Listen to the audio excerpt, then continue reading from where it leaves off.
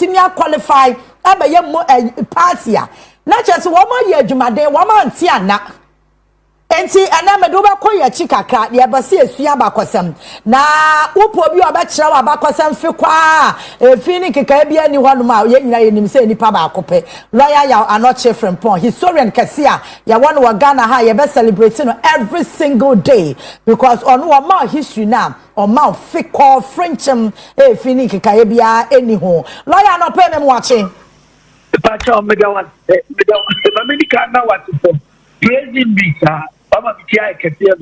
Baby, I mean, you have all the bed to work. I want chum ho. I don't pay my now as a Sawadaro, my Bibia, my Frobiano, when I'm in Wabot, now with Jimmy so a boame. Enra, and come on, me know when the week a crowd, Wabontian from him. Na yenina movements for change and I'm 2 years from NPP promise anko ye me nteme wan say mateme ho ye beba ye ma oh nice adena ya ye afa ye ati movement for change ye dey call for independent afraid ye nra wo mo ada ne wo mo political party electoral commission ama mo ho certificate yes wo mo qualify UP plus United Party ye say ye NPP for di dada. What also said ye na inform me Alan Kwadwo Chematin any movement for say on me for UP no UP no obi Ghana ni bia nim say connected to ho no near wo party be a friend no UP na sa UP no na sha se pa ne de na nka ye bafo akoto ye chiame akoto oye asante yine prempe the second ne chiame Anokye party a friend National Liberation Movement the National Liberation Movement no ene Kwame Nkrumah mo e de boss no na chese enkoduru baabia enti ema parties nketwa no a e wo omani mu no a e bi ne National Liberation Movement NLM e bi so ene Northern People's Party NPP e bi so ne Transvoter Togoland Party SG Anto ne kofa bai e bi ne Muslim Association Party e bi so ene Gashifi Mokwe wo mu yina kabo mu say yente party baako a e betumi ene Nkrumah e de abos enipa enti sa party na now say eye frama fona yati no ne di bomu no na chese united nkedi ni be United Party no dia na after the 1951 election no a UGCC edi guguo na omo party no egu internet say dan kwam de omo kan politics hu biem egu na asantefo no say kon no yen ye be maso wo mo ene eyi kun tokwa no Kwame Nkrumah kwa nkwesi baabi ade ye be ma ekon no so enti ma omo tesa party no say ne omo ne Nkrumah ebe contest election and it came after the 1954 election.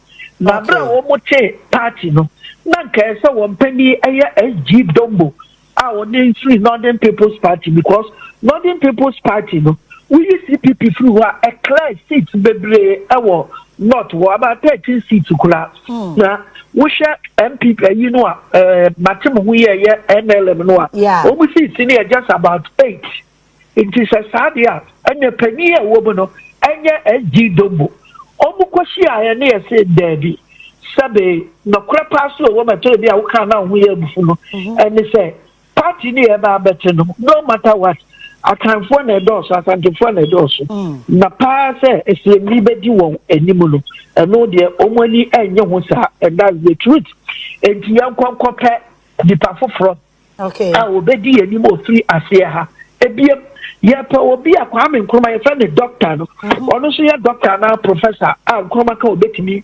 akabi enti the truth was that get you down kwa wo pa asantifo na nkofa no wo mu fa samre no wo mu adehye ke buzia oh yeah Professor Buzia Babeda United Party no ano womo eba ene Nkrumah ede boss no wa win me say those days ababia ye tu bia Kwame Nkrumah na e win ye kosi emra ye tu Nkrumah di free akonya so now Who beside Mr. Day Anna Usha or Bekwakofa said Dino de Abba. I believe it said there are so many factors anti Ebamana Kofa said Dino de Ababi because Obia Niwa Ukumna Kukoni Nuka and your friend is saying he has a very good reason. Share a dear one we are see baby. Papa Yabia say United Party. Yeah. The first reason or the echo fire, I believe it is informed by the last general election no Yakoko to Abeya who say Asante Mike virtually unfower who unframe Kasiama MPP Dincho Kasia Pano. A maninya against say Asante Maya one traditional party here MPP. That's all much next year no more Kwankotuaba, almost so one to ama NDC Kura. And yet Bibia Chachamawo MPP into almost pay a dear B. I babuama womaniaji. And Tisadia Mamenfa dear Bimra. And yes, Asante Maya a dear pa. And I believe that will be the first reason say or best solve the problem be. Idea problem. Now let's go back to history. Okay. United Party Noah Omoteno, previously and they history after the UP Noah one farmer Sabi a 1 year leader. Yeah. Now the year 1959, Buzia no yes Bunini. 1979, Third Republic. Omo de ma Santini Victor Owusu. And almost in a bed year, Yakubu Tali, or year Eslemini. 1992, Professor Edubuahen, or no so your friend is saying, or Chini Asantini, and a bed year, Loyal or something, of the Bombadi. Actually, you name say, your friend say, J. Kufu, or no so the bed year, not or no so a so it means that the UP tradition, United Party tradition, yes, I'm from Danko Buzia tradition. That piano, only you will be your catchy casa, Eddie Animu. Normally, Obiso free a slim Ababe D. And for the first time in the history of that party, Omukofa will be a slim Betty Animu. And only Obi or come and say, Pass Antony or Baby Betty. Nti wọ́n wá tún yẹ wọ́n sẹ́ ẹnu yẹ busia kàsíyẹ bí nsìdá ẹnu ntí ẹna pàtì ní di ntwo n'ẹni ntwokuma ẹdi ntwo kàsíyẹ paa ebi ntwo náà ẹdi yẹ no every virtually all the tree speaking areas to the extent to say Ghana de obia ni satakwa nsayem any secondary takwa de mu wo de Kwame Nkrumah kura ntimi awini and so for the first time in the history of Ghana we takwa the constituency fiwa and this is sweeping virtually the whole western region and my western region this MPP nya two pe and Asante Mem vote omunya e wo mi say constituencies no okwa parliament dia omu na ho damo presidential issue shine kura entisadia that tradition no asai Tremati adwenya nsa na Kufu Addo de baumia bese no na wo ba be ye ni ye dia ene se wo hwe ne na wo ho kane no a amanfo hwehwe no fe no afama wo and that is the positive side. Another positive side no ene say it is so be akwati asori na wo say adenti na wati asori na asori na ebu abuwa yen so mu be kasa me no me sa me mo adwaman me gbakro no enti so bi ati asori ni bi ana nsem we ya go mo kuka ebabuwa mo man ni mo ajo in the case of political parties no omobuwa ma yenya different faces all the time any different ideas and manifesto enti ma choices na available no edoso nipa bi wo Ghana ho mpe MPP ani mahwe nipa bi so mpe NDC ani mahwe nti sanka parties mienu we nko na mela no ma won kwan a ane safo ne ko mbe ye de nti salantia mate di bibi foforo eba eboa oman ni hina nya boni. Now let's look at the other side of the coin and they say alantia mate nan ka so ko history mu no ko bisa say adenchi na ye tu Kwame Nkrumah ban egu ye no na sefo no anytime be a person party no mo person mo use Nkrumah din and the party the first one 1979 omo party no omo use CPP and a General Kufu Braye and they were forced to take the name PNP, People's National Party. In reality, People's National Party now just as a President Nkrumah's party. Sana, it's very good. And in 1992, Omubaya Beside. Young Penema initially one for CPP. A DPR Omutanchi Somufabia Convention, People's National Convention, United National Convention, People's Convention Party, all because almost share Convention People's Party. Until sir, led by Freddie Blake, Omudi case in the court and Melamuno, your cancer constitution and Melawo, some befa won DCPP. I don't think that UPD, Abra, almost said, do you know?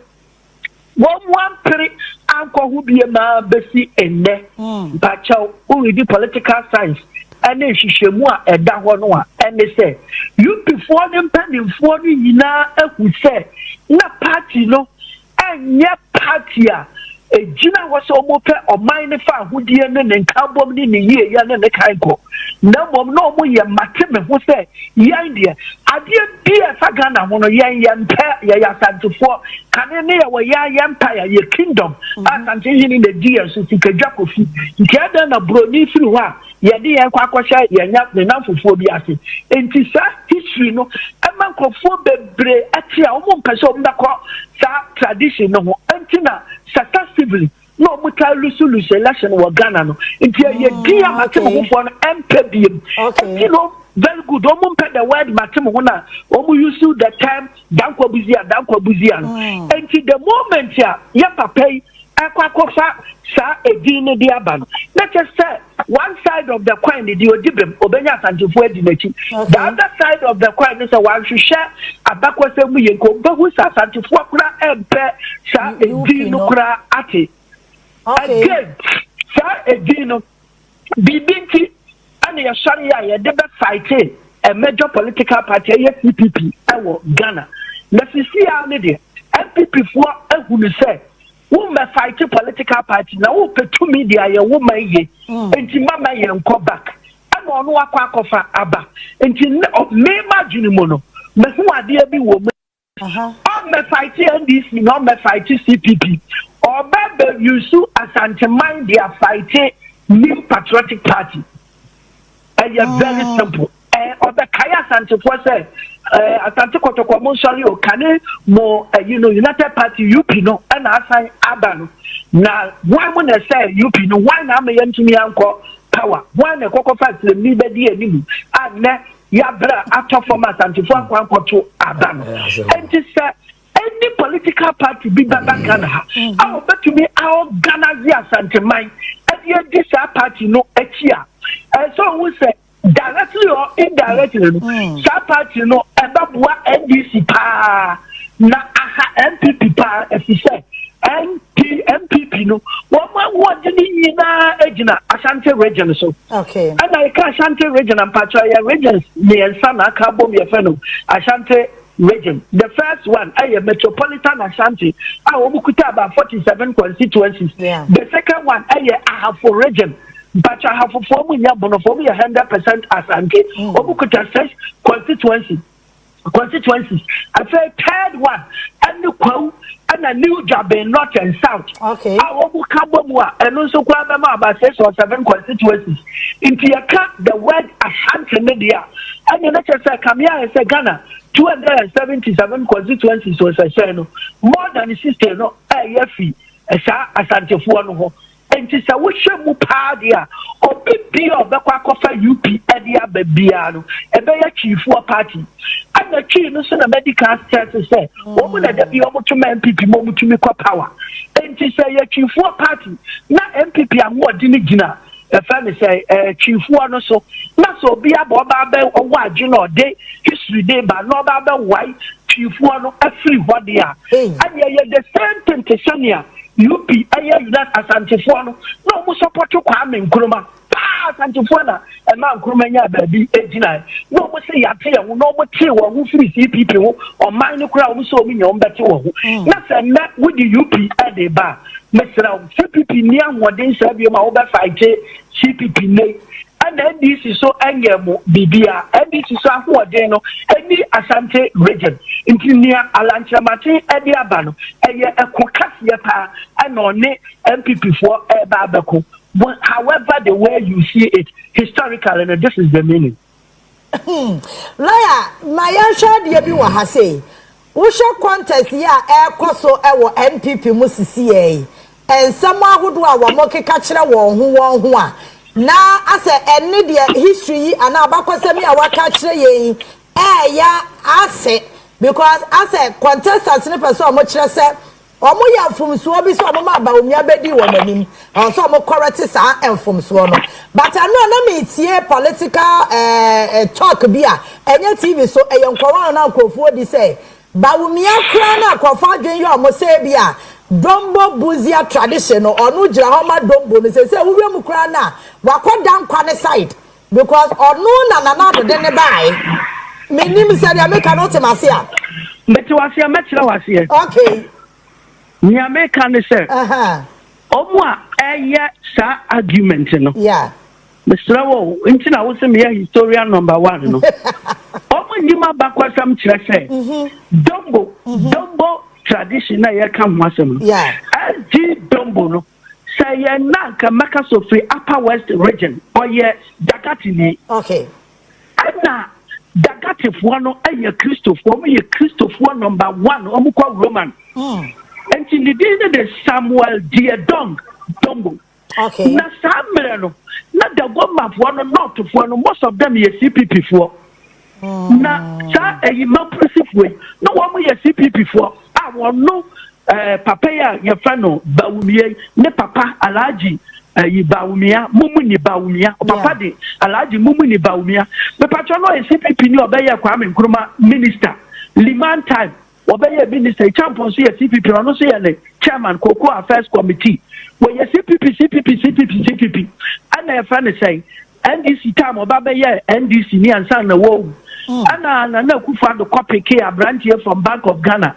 somra medinachi intimestral se Bawumia ebeye the leader of NDC obi obeka se na de adrusrem fo so na Bawumia ejina homa dombo ayantro se oni media na washada obi a washada ka asem bi otwantro and on shut down so no ka ekese onim no ya friend se wa ye infomso nti omo nim no atisa na kufu ade bi e wa no ka se aduru domofo so no na yantro no omo twade a kire MPP fo no because Bawumia na sefo ma mprisifo no na wo omo nka United Party no e dagatifo na chesa party no na omo enka ho nti ye Ariana Yebu any number 2. Your friend is saying, Mumuni, your friend is saying, Dankwa Buziano. I am trying to hear traditional Ghana for say, Nana Kufuado no Ejina Homa, Dankwa, Nadankwa no ne, your friend is saying, Omujina Homa, one side, and Buzian Sijina Homa, one side. Dankwa Jina Homa Chumfo. Buzia jina homa santene bono the patra no say ya entro atemfo no ene zemafo that is to say pa grant or yenzimani RS players many and Dankwa your friend is or chini almost party in your friend United Gold Coast Convention go 1951 no after that no asante fo na nkwa nkofa or chini so medi wanim JB Dankwa kama yete United Party 1954 no na otiase it take 10 or 11 years and sana all who were in Sawan prison 1965 asante fana fana nye bibia into onka United Party tradition ho one can na no pay one can what you can enumere enti MPP for the new one history so when the one history na so much than achia no nkombe wo se yaka United Party tradition na achimfo enka ho na bo achimfo kuta agenkase omo hu se omo constituencies no ayaketuwa bi kete no be a constituency yaketuwa bi na omo asate no so yaketuwa because Eastern region one omo Eastern no nya omo kwa na te ho asante fo ho bi ya ni ujabe kwawufoɔ ɛwɔ hɔ bi yi kwakrɔbɔfoɔ ɛwɔ hɔ bi akwapemfoɔ ɛwɔ hɔ buanfoɔ ɛwɔ hɔ nti that region ketewa na ɛwɔ no nipa bebree na ɛte so ɛnti sɛ wokɔ ahafoɔ ɔmo nyinaa yɛ asante wokɔ asante region ɔmo nyinaa nso yɛ asantefoɔ no nti saa deɛ a yɛmpɛ obi ɛmfa yɛn ho ɛmmɔ wɔn sɛnea ɛbɛyɛ a yɛn nso yɛbɛtumi aba power na the biggest people in Ghana and the most united almost na omuni ye kasa no ese eye baako anu ni asantefoɔ nti ye na da wo ma no omo so asabe empa disia eno ni me no asantefoɔ ye betuma bobi agu oni so for as long as eye book mu asem ubetuma da no obeji atum untumi fa anya mfantefoɔ ne ayibefoɔ and that is the truth udi matema and family ho maka no kure na kaya da ye obi a wo nananom rejected no ya dankwa omum penasem na de wutumi me de ne din beto wo tradition so say dankwa buzia tradition nchechemu ama chiremu si dankwa no no obamu say ono dankwa no obamu say pa wa bra UP no egu ye no asantefo ekoyusu professor buzia and the diba bedi wo wanim samre na dankwa ti ase no wi yet party United Party 54 it took 11 years and that dankwa wo Santifo na mfa dankwa anye bibia because historically no Santifo fi so many achimfo ni bibia ye wo wiase enti omo mfa won ka wo ana me pa che sa achimfo kuta dwenkase echa ye ya Santifo no enti omo tumi for so wura muama 1979 election omo tumi persuade ya Santifo say the big section no bako atiasi wo ye UP ni wo ye omo ani poforiata ya Pauli nti yamfa ne nya one presidential candidate ana Santifo na mpene omo kwafa wo mo ani pa Victor Owusu ana achemfo no so bofu no omo kwafa wo nipa Pauli not in the party UNC ayensa clean ana omo yina lusu ya etu 92 achemfo no omo sori gina biem kama otumu force ya yusu dankwa buzia na dankwa buzia no sorry ye use that terminology no ama Santifo omo ye ho hwe ye ama ye kwakwafa professor Dubu Ahim awo ye wo chini ofiosiem ababa ye one leader and from that moment no na che so omo nya baabi agina and time ono no dia ne ye bokwato election na wanko na Santini Kofuo eba ye no ofiri wo pa na che say achemfo no say ayifo adi Asantefo adi ti aso ye bedi Asantefo ni gina ho mabuzia wo adi enti say aka dankwa I know the frustrating alanchramate mu nyina say saade a omo ma dankwa ni na dankwa ni de wi a na fe ababuzia eye alanchramate dankwa no na si ni ane Nana Akufo-Addo o de wi ya na ka say ekwa buzia Asantefo ya alanchramate and no science anti achimfo no o mo adwen kase no o mo san bo bibi di ko Asantefo na ni so say ade na nya dankwa buzia na mo ma ya dankwa dombo buzia miensa na momo dia no Kofuo ababedi ana ayifo so die achimfo die ye dankwa die no mesuma ababedi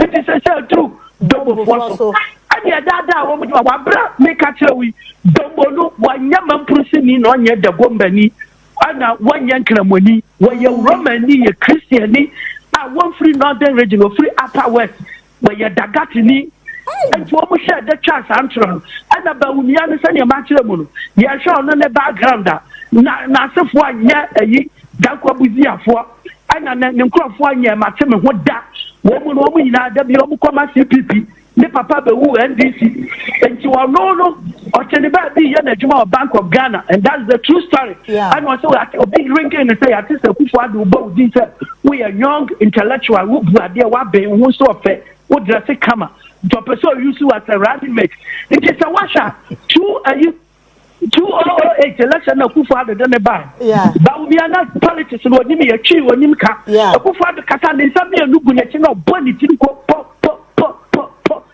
kwetro fan ban I say after 4 years no osia de ba say no ye krachi ni awa ben no kaka ye huye abrante ya bod wo modin anna okachi obube into ya de say ye bo na baso so within that short period of time what you organizing huye a human being as an individual he has achieved a lot, he has done a lot, and I've never seen him offending anybody personally or politically, and no dear, I say a day, a man. No, mom, about the history said, but we are Jina Ho at the Madoma, Messiah Yantro. A cyber history said, Dankwa, Ejina Homa, United Party, and no say Yantro, Maka woman, history won't edda. Now, historically, no, a sign a moi, say, what's the chairman the party neighbor power?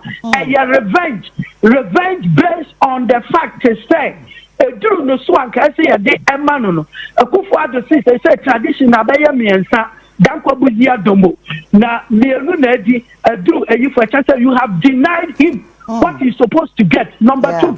So, no, necessary you have denied Asante. Yeah. Because from the beginning, the story, I mean, which I said, a Asante, Debiana Asante, and I think for you whom best friend. You don't want the friend now, Danny Danko Buzia, and Yashi, 2 million every share. Sadly, after what time, you know, may so family because Kofua Danny Mouse, Legon 2007, over Congress, you know, like Alan Chamatin, no, what I ever, a year run off. Also, like a president could find a opportunity to be cranky. President here, Kunyasono. But you may influence delegates to me at Rama, yes, baby, a tradition into one penny, young family. About the blue was to a word, dear, dear, instead of their mass antiphona, who the Aquacoma is ceremony. Into Sadia, and Angela Martin Barber done it. Somebody like a new or 32, our Kwama as a rally. Asantifoni na so onye ose tutu na oye modern Asante dia na yam friend is bafo akoto obaba rally Asantifoni na behind him na nano rally Asantifo behind you are. The problem is that Abua NDC for pa because NDC problem when we are seeing na any chief speaking tribes no am out to you Asante region here hafo any your friend is say achim any chief one.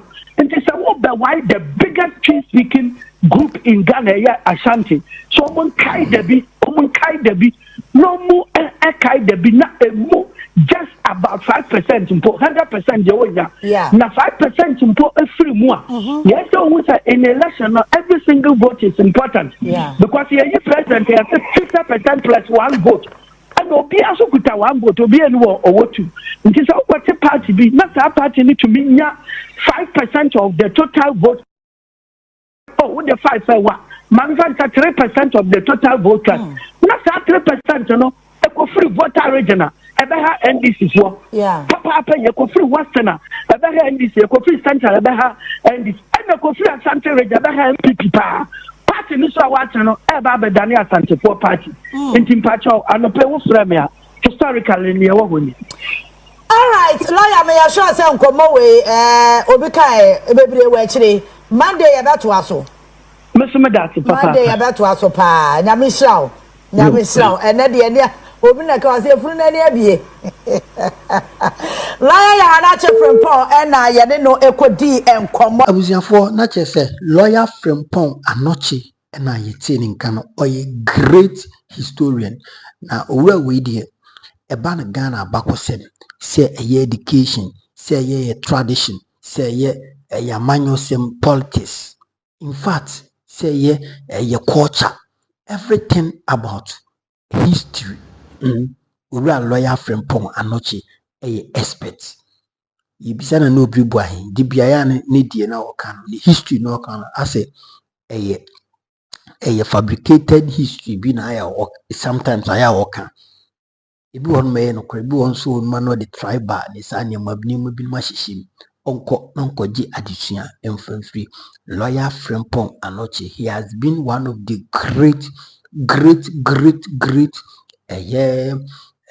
nkunumanist and I say nkunuma nkrofo no. In fact oka ho bi na ohwe hawa owurawi mede bia me pen asem say o narrate edu ebia Ghana 6th of March 1957 yenya yefa ho this edu 6 every 6th of March in every year na say annually ohwe hawa ya na osi eyeden osi recite the history behind Ghana's independence, the history that led to Nkrumah, yes, I mean succession, and I say Nkrumah, I mean Omutu na ba egu ya coup d'etat, omuye den omuji na ba mfi ho. In fact, ayana dodo. Utia utimi so panyin na adwemu apopio. Utia utimi so panyin odim dia we den oka. Enye nkofo binom a omo ka history no man kofa oman fofa some tribe bi ama tribe bi anya popular. Omo history ni so, and it is sad. Te Ghana even ewo ose oman a obeyira oye sebi wabakosem no nyo my papa na ase obi abeyira ukuru hina bembia no beyira ewo bedwase abusunya yedi onu esi no yenko na yenkoti owura George Bonfe development economist ende sidi ya ho agina brane na enkofo ka se sisi Bank of Ghana ene aban na twesika gum enkofo so ka se ndisi fo na ka se by the doings of Yewura Sami Gyamfi ene the good board ene nema bi omo na masidi na agina brane abusunya development economist George Donfe enso aka nsem yentie nsem a ode to bia ewo Onua FM oni Mr Speaker apia kubi ene di sa nkomo ne yakoba de na kai na ebeto aso yem platform so mesto sebra conversation he koso no na oto do kobenta tum na ya kenkan e de ama afefe na bibia etimi akoso adawroma onya subscribe ya subscribe sense hanum ene authentic platform nyakopon shira yentie conversation ye kobebeto aso and they know IMF and I think so or my Ghana and Yankita Hodie unim sir you were under such a program over $3 billion and they say yeah say no IMF no etimi and they are supporting Ghana's economy. The last review staff agreement was to see sir and she say yeah what IMF any year koni nyina no yetimi edi so kama mame Emma Doc achi na memano akwaba Doc otimenka good morning. Amini ampe mami jusu. Na me pa chompom te sen. Iso adarumo bibia boko ha. Ya da twedi ampasi ya da so se anope waji yeso na de di kan ye hu se there is a staff level agreement aba between the IMF and Ghana. Mami emisa se de di kan the SSC ediso as a country nyina no yetimi ediso pepepe ana and then are we on the right track when it comes to programmer yeni omo e was say yo minia be mama na was na min chia achiefo na mama nka se de okan no after 2022 Ghana ye call so him no ya economy no be basa na ehun hia ma se yeni IMF edin komo na nkomo na ye di ni the first nkomo no nkoma yiwie no December 2022 and on a staff level agreement. You catch a staff level agreement at the change IMF asuma and sifo sa omuni meeting komo. But ten be aron meeting komo no no be hwehwe niam mo peso mu na. The final agreement ni gina IMF board. Na we mu no say staff level agreement is a Ghana aba na gina mu for Ghana government staff and the IMF staff na omakoshia ana omudi nkutahon to mkutahon die ne yefe no staff level agreement to be answer na kan say ebeko an IMF no December 2022 there was a staff level agreement ya omo behwehwe yen kratam hu so baby a na ye ba na de ye duru no say omo boa ye ya na e ma omo gipfu say you Ghana omo boa ya e be ye December 2022 no nanso so na akwansidie bi wo ho kire say yes board no mum na tu na nu mutu is a staff no abehwe koka odomo koka wi board no so betena se omo so nim niema bebrebe fa Ghana ho the history ene ye niema bebrebe na omo nkofo no mo so ma omo no domo de be omo ano disem no omo report no mo de aka almost on na expect na tena so na board na make a decision the very May 2023 and the board no make a decision based on the staff level agreement that you Kenya no December no and na mo make agreement so Ghana ye demo be extended credit facility for 36 months now during the course of that 36 months they dem more $3 billion na edin kan ye dem more $600 million na another 6 months ye besa behwehwe mu nkrata mu ama mu another 600 if you okono ye dem mu 360 around 360 they say ye pay around $385 million dollars na my main church mu say staff level agreement now after the program this is the fifth one yenya this time around the amount staff level agreement no ya tenya no pa no ejina say niema bebrebe me Ghana ban na ede ehye ni nhyehyɛ mu December na yihia aye no omo yire nhyehyɛ kire die Ghana fo pese yeye na omo ntiso omo ba behwe se ya ade ana ya nya ade a omo hwe saa niema no eso enye de omo no fi se efie ye na emu de pese yeye the very asante mirror kind of react the dombianim and more would decide document the babonten your friend PC Tech. Yeah, you can post COVID economic program for growth. PC Tech, post COVID economic program for growth. The emuno they actually Marco, I think the do here around 16. And they actually say we need a person ye. It is a man who pass away in the back. Yeah, common amount for me a fiscal consolidation.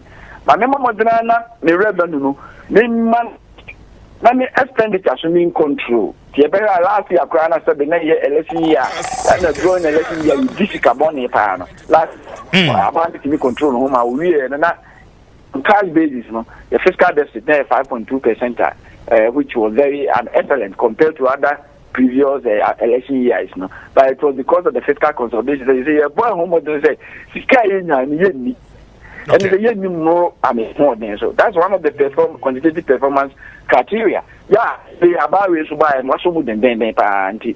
Usha barrier buy. This is the second time.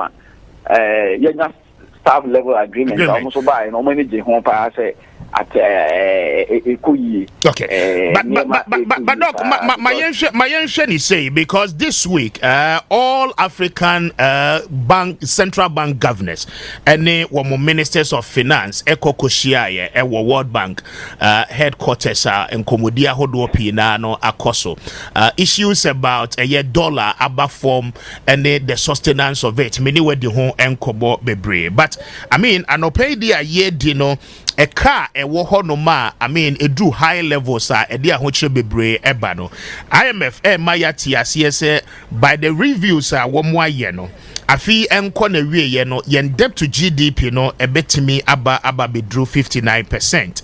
Again one more predict said next year esobeti aba 56.1%. Next 2 years, which is 2027, ebeba aba bedru 53.7. Na afi yidra aba to afinimu, which is 2028. The debt to GDP ratio no will be somewhere 51%. Now, what it means, no, and it's a going forward, no, the future looks so bright. But under these conditions, no, ebedru no, na IMF program we ya ended. I mean, are we able to sustain this? And predictions are one more dear my no predictions is all share anka yediamutuswa and kebe say na ejina bibi so who said not baby me the debt no ever must to give me say debt could do $60 billion at the end of 2021 and you know we say debt restructuring so mo the beno e kan e nti kan no kwasem say omu de kan cheche ya ma at the end of December no ne kan tiaba $49.3 billion from 60 no na tiaba am I debt to GDP ratio na a year over 70 Ghana what zero debt crisis no at the end of December last year na about 61.8%. Indeed around April cry the debt to GDP ratio na about 40 something. You know why? Yes, 44%. March ho baby no e can omo de kesia pache yeah because of debt restructuring almost as ye no make say no 4 different yibaza Ghana de nim ye domestic debt one but apart from domestic debt exchange no commercial ebi kan no bilateral ebi kan no and euro bond especially omo de bi che pa it is an no so the check here you cannot buy from because as in April that Ghana can about $44 billion. Now what can about na 60 now about 44 because of say the atichewa and my debt to GDP ratio na day ever from but the danger kakra say at the end of August na Ghana you could do $59.9 billion. Again it didn't try because about no your revenue na you raise you know your problem is that no so say cover your expenditure. It even though capital market enko bobusia na mum Ghana here na bobusia almost every week through treasury bills and no na all and aba no so jekese pa all jekese ni nyina no woka no eno so cost because treasury bill no be kota. Yes, but Doc, I don't know you're better than say you beko. I mean the capital market externally. Now one the high levels of interest ebuye komo a economic it's not easy to manage economic so meaning o worry ba akwa problem. Oh, I remember to my problem. No problem. Because of the problem. No, I'm asking because you floating bonds and now say you issue treasury bills. Ghana had non-crofo invest in Musicana. Yes, maturity. Maybe maturity periods no eswa. You see the year you did here. Unlike say you capital. Oh, I remember no problem. Oh, I remember to no problem. So you want to say ube depend on treasury bill now. Advantage abenya say ka edu kama ye twa Uber Bank of Ghana the dollar be kwama nsen just so kutua sa aka na ma yesi di no asofa no sa de no etwe other than saying ade ba kwama yesi di no so agina pa Ghana for the real finish because of that restructuring in the Bank of Ghana every 3 months there sika pudu anko factory na so ye e de kwama nsen just so kutua aka ne ze wonye until the end of 2026 1 year ade no it no can be na mo ma ho de na last week the 1 billion the about the goodness dina sa enya ho de senka 3 months bia nhye na da ho na da bi o mu ko amanzanja so kutua aka no senka that was that situation ma as 2027 Bank of Ghana wonya akonyanye de o ye intentem so. Yes, but even with that, you know, I mean, no share IMF projections, maturity stages, any sika, I mean, debt payment you differ from 2026, 2027 to 2028. It drew what you bet you and still the figures are, I mean, to a far extent, looking good. Is it something positive? About way na or the projection based on by any rational projection. Say na niema bekwa and I'm this year maybe be catcher say na niema bekwa no it's not likely because Apple ya debt no in terms of dollars na tiba 40 something Apple but you see I mean because all the dollars ma you over 50 because you have a problem with debt and with revenue generation. Ghana for taxes no ya na ni twa ye dan ye twa tax ye kasa na ababi as party bia opposition o my obi ehun say tax twa na ye bad enti ama te bia Ghana for ye twa tax kesi o ye tax to GDP ratio is around 14%. So I say uko US at 25 the US will be aduma no $1 emu 25%. Yes, but wouldn't him say prudent spending in the economy, cutting wasteful expenditure in the economy, contribute. So I'm just simply asking, sir, aside the woman, Doc, me question uncle, yeah, no mammy, and say a buying it to me, self-discipline. Now a buying no I overspending a budget, a buying no I over borrowing. At least the self-discipline no ebe some level of respite you bet me a jina so aka say abine say ABC no contribute to the year who say any projected figures IMF my going into the future. But I know some projections and may say we share your current your revenue internal revenue generation effort and shut down yet strong say bit me match those things no sanema ye no mu kan say ye ne be ye na no mu jira so mu make projections no enye PC peg no ye ne ma ye kan say ye be ye no na san komom so de de bia ye ka bi de bia me ye projections man ye fe ye say mpani for say odo ano wo enwira odo ano do nwira am enwo eno de ye ya de pandu yo but at least a binary show way finance minister na show way no ana me for chopio and no na hono ya na de American basic fiscal consolidation since May 2023 say ye cut expenditure to meet our way ni ya de pana last year budget kra no yenya fiscal deficit on cash basis kra na 5.2%. Last year your budget here you ready okay enti good about we buy fiscal consolidation say you need this basa also to us because we are under a program. Meaning, me MBA agreement come back say 17 times na yako IMF no. E dey na ya fiscal consolidation. Yeah. But when you feel what say na ya shafi. Yes, but money but the all canana me mouth follow ups. Now with this scenarios with this scenarios how they mommy IMF nankasa report what they buy on COVID-19 any the claims say emergency situation about we are seeing my economy is in a recession. Now the IMF stated categorically say excessive borrowing and spending where factors are contributing to the happenings that you go through in 2022. For that reason, no say unya the commitment levels of a government or because say okay for us not to see to that situation again, no, as I say, you're physically disciplined. Again, we share IMF. One more case after the extended credit facility program, say abai continue say dia. Then even in 2028, but to afia most often than not, you're spending beyond our budget. You bet me I ended that year with a percentage of let's say 51 to 53% in terms of GDP against our debt. And it clearly I don't have anything against all that. Now, let me put it maybe in perspective. Public sector economics, fortunately for me, I did a match over the last 15 years. Apart from the many who classroom, machine and full budget, and I can sometimes as a visiting scholar to some university outside. Me cultural they were maybe African countries say because me cultural they were Uganda now. Me at the children na make our economy last and the students were so overwhelmed. You even don't know this. I'm so I've been using your figures, and my economy is not different from Ghana. Say what we are. Ebema who say see na who see abana ya di intra. Your revenue do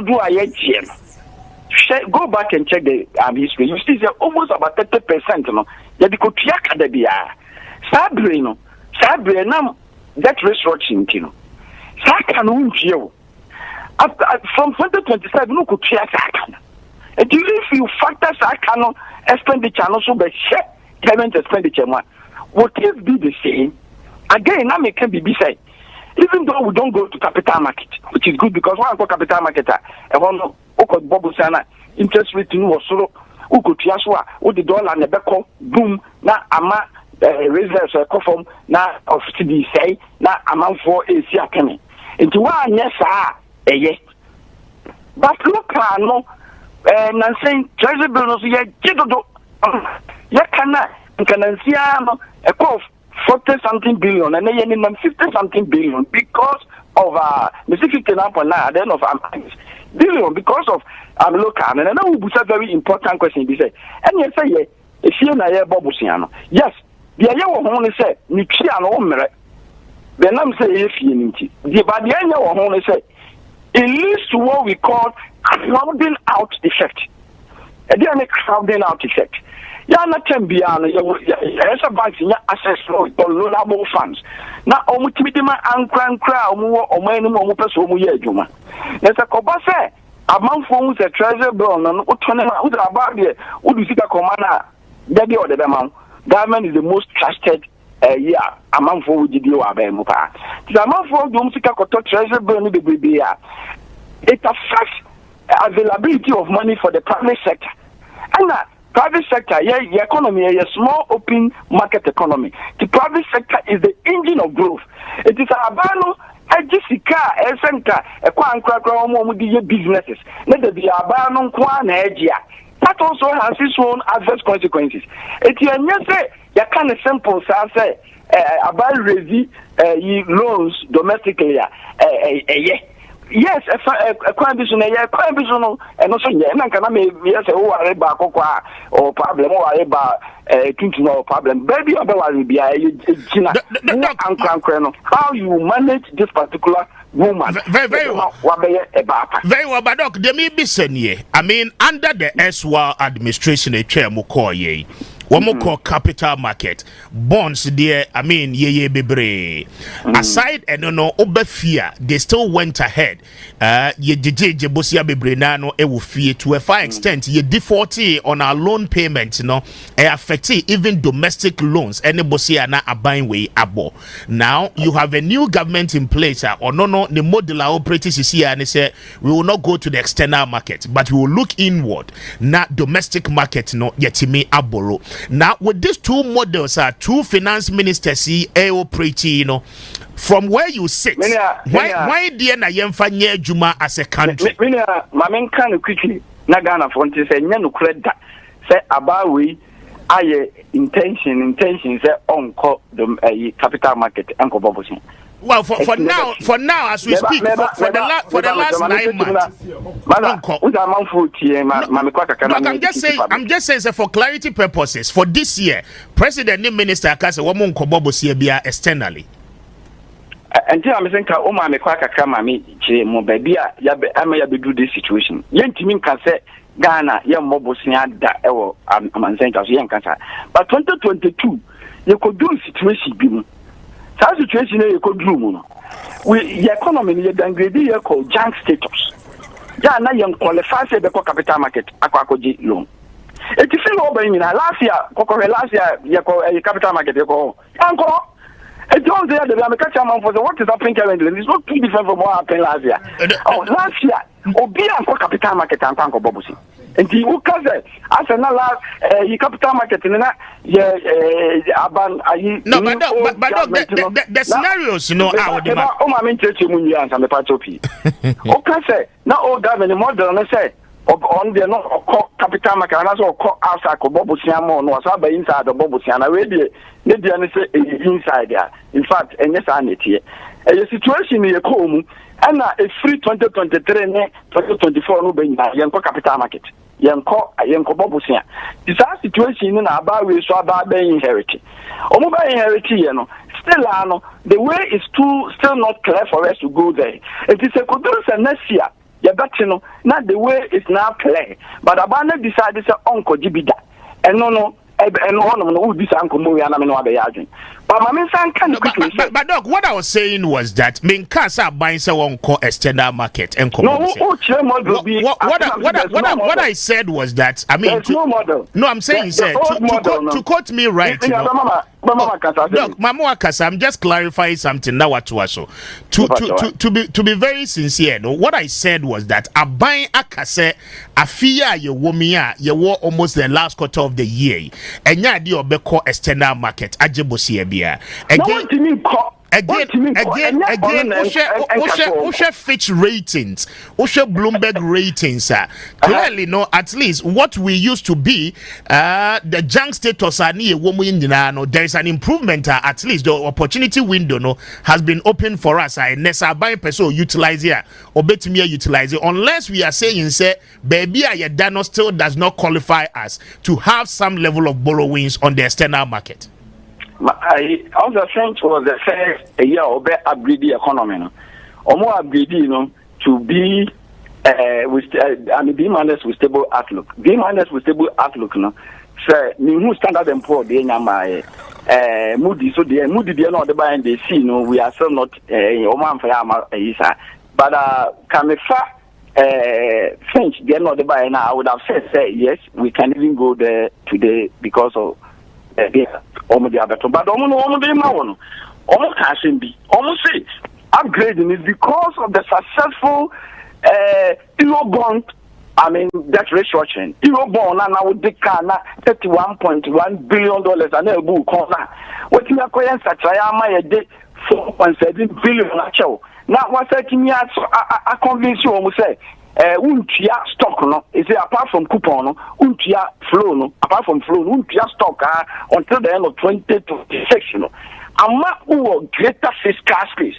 It depends on that fiscal space you know and na oma pejawo. It's not because currently something is unusually happening.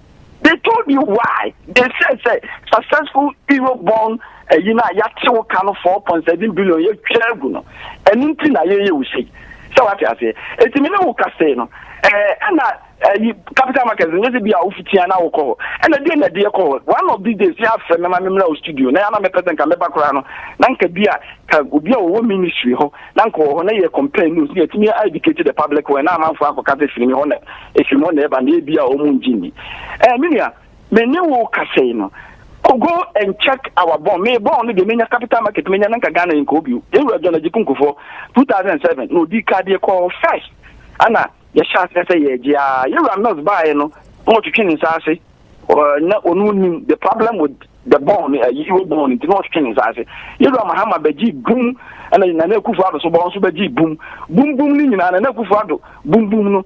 Coco, there be I could do situation be a Kodisi born near the Aquacutia. And you were born amateur. The Bob in fact, you don't know many mamma there say, bear sinking fan. Now what Bob said, the Gusa can tell me the Akutia Bosnia.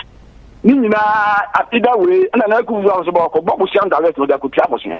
Either way, we go to a situation now. Oko Bob Sian now the Babitia Bosnia because we internal revenue and so internal revenue so and we be positive primary balance. We've been recording negative primary balance to suggest say already the who paid in the crowd.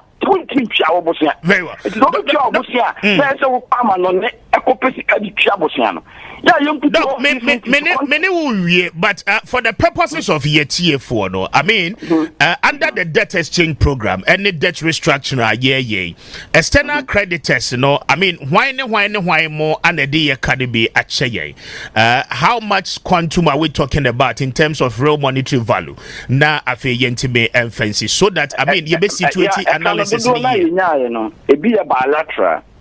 Say you can't say bilateral. Say you call China Kobobusia. China need the Omokapa, need the Omoka about $1.9 billion US.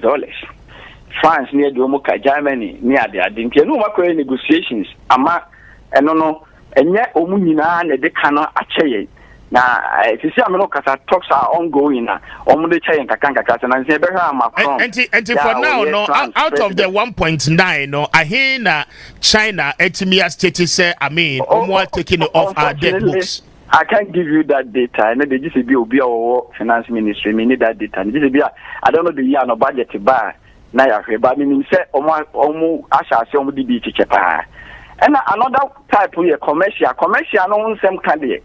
Me no ka say yiwie enti na say kra you to forcing and no more asa atnance commercial one and also is about $2.3 billion a kai dey on and also so omuguso a omoye and the almighty 13.1 billion that is can go do 60 billion 2021 emu 13.1 billion no euro bond and then na hard pa because I no coupon no e wo soro and also so I say gramoa bosia Utia one city and then at the China Uncle Crana Cosro. Papa, I didn't get the bit me as a Maracas and capital market organ and come the bit me as a Sama, Palan, bit me as Sam and come papa. Because an idea of Wako Dia, a Hona, and maybe a bit me account on authority will be a would see me be a bit me a Gulare. And not the woman in Asia and Omoko and Krum say, Oma, I subjected the $13.1 billion into 37% haircut. Yeah, the China say, on what 37% ago, 37% of the 13.1 billion comes up to 4.7 there about billion US dollars, no. Yeah, the BIA American. And no, significant. In fact, the credit rating agencies will be our team, be our Omoyina, especially since Omo report now. The reason why offering the Oma BD was based on successful Eurobond debt restructuring. Very well. That's the single reason why they push it. Me conclude no assembly say, and this is perfectly true. Say you have to force one won't me challenge me. Nothing so much is happening. Economy na last year and economy na this year no. You last year and capital market. But at least look, the indicators have been different. Exchange rate above from as we speak, inflation and down. And nothing unique is happening as somebody else may want to challenge that particular economic indicators need to change the BR. In fact, inflation, now 54% at the end of 2022. By 23 at the end of December, and then about 9.4. And yet indicators na make we are talking about the model. The model. Okay. You were making reference to a particular model. Okay. Very well. Indicators they change indicate and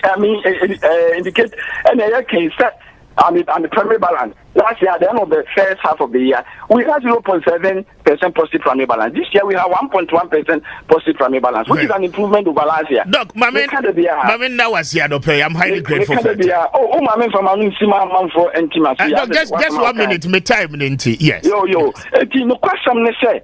And the indicators are improving. They can't see the issue. And the dollar, the last year, you did which would a cocorre. Come on, see the do 17.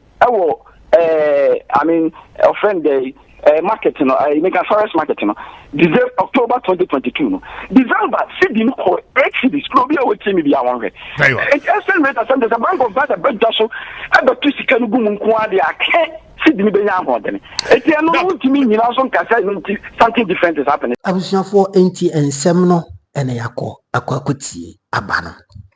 Na sebie nyado ochame onim na asemka osenana eno de wasumo empanfo me wura no ma mo hwemie se de economist development economist editor dwa no eno no na wonso wadwen eyosen mega de enka de meka ne se development economist ye wura George Tomfe kase sebie nyado enya ade bia na atofo sin no maye ana nya magic bi na o ma perform ana nya adwuma bi na o maye na ama dollar na bedru sabe na mmom sika o motwa ade agu Bank of Ghana na ama dollar na yesi ya bi se ho se ye den na mpp fo anya bi amasidi na ahodin amafo na mo nso amfa job samba. That is the simple question mega I am asking now. That is the simple question. And I think what we mean so. If you understand economists, me have studied economists, both university and what? Secondary school.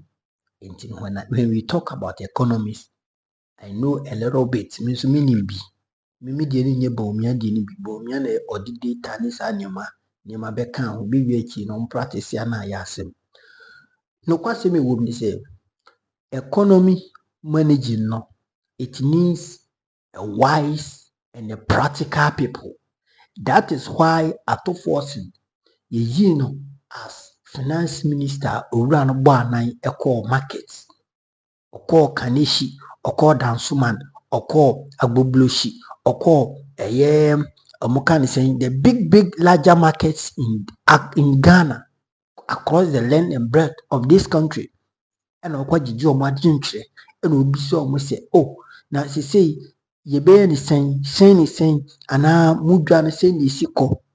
Practically, no, he went down to the people and confirmed from them what they should add to their knowledge as what elites.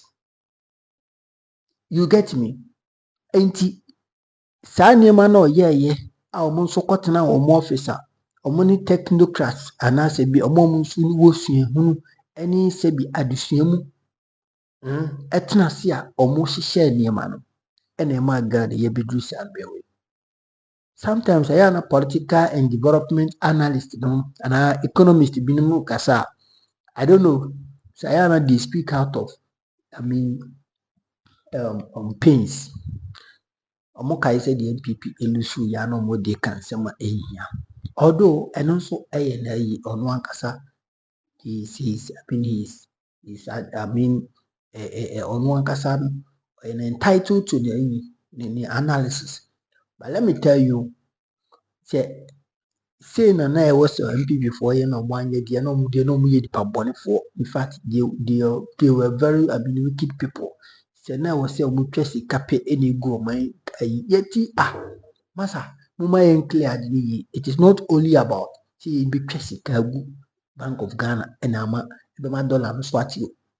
yɛti kurom ha no Akufo-Addo Nana Addo ne Bawumia Penso we heard say ɔmo twa sika even no ɔmo twa sika de ma president no yearly and I say annually no ɔmo de ma no sɛ ɔmfa nye de ɔmfa nhyehyɛ ɔman no but yes still na economy no wɔ soro inflation debt ɛyɛ debt yɛka kɛseɛ no ne de biara ɛkɔ soro ɔmo firi so na yɛ about 517 billion Ghana cedis meboa na NNPP NDC baayɛ 3 months pɛpɛɛpɛ ɛna ɛso slash yɛ ɛbaa 200 and something and go and check this is the reality it is obetna fidie so na ɔka sɛ atɔfoɔ sin ɛnyɛ hwee Bank of Ghana ɛnyɛ hwee masa wo nanka wo hɔnom nanka ɔmo du yɛ finance minister ɛna dollar no ɔrɔfɛ saa te wanyɛ hwee kora na wo baayɛ na ɔte wɔ food mi sɛ na dollar ne ba foma enka would you accept sɛ wonyanya hwee ɛna dollar no aba fom would you accept ura ɔkasa ne deɛ ankɔ yie anyway but the issue here is nkɔfo complaining say na Mr. Speaker ɔsɛ nkɔma na kwanya na nkɔ kasa masa o ka asɛm na sɛ da asɛm na nkasa bɛ friend audience nkɔfo bɛ mu ɔmo ano no mo akasa but be the case na analysis no ɔyɛ no it doesn't hold water so ni ejino onim di ɔka dia na ɔsɛ Mr. Speaker interrupt no na ɔno nso bisa question because I learned Mr. Speaker why sua law na ɔno nso yɛ lawyer and as a lawyer there I was na journalist there you need not to condone any form of intimidation in communication until you need to confront the interview and as the interviewee and as whoever you are interviewing you have to drag him to the point to the right direction na nneɛma nkɔ yie kyerɛ wadwene wɔ comment section no hanom ewia number 1 authentic platform Mega TV so a serve mu the best of news yankopɔn hyira medin a megye so a ɛyɛ Mega abusua yankopɔn hyira bye bye.